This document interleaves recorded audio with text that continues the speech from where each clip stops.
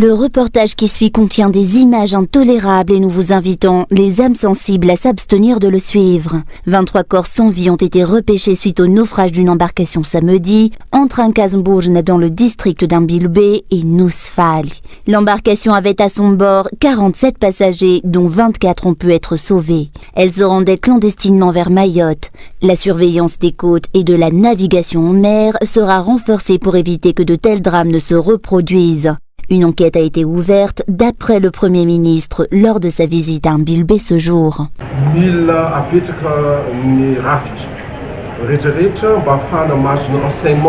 Toutes les structures doivent être bien instaurées.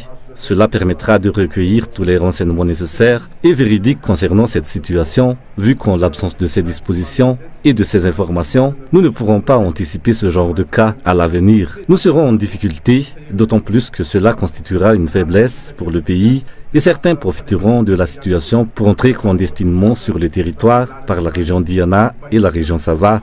Le troisième point concerne le renforcement de l'enquête qui est déjà ouverte. Cela permettra aussi de démanteler le réseau qui favorise actuellement la clandestinité et pas qu'à Ambilbe.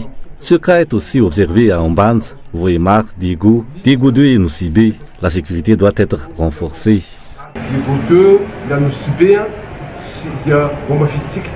Jusqu'à maintenant, les raisons du naufrage de l'embarcation restent obscures. Aucune explication n'a été donnée. Les 24 personnes rescapées se seraient toutes enfuies par peur des investigations et de l'emprisonnement. Les tentatives de quitter le pays clandestinement pour rejoindre une île voisine ou un autre pays sont récurrentes. C'est un phénomène annuel à Madagascar, mais aucune mesure efficace et adéquate n'est prise par les responsables.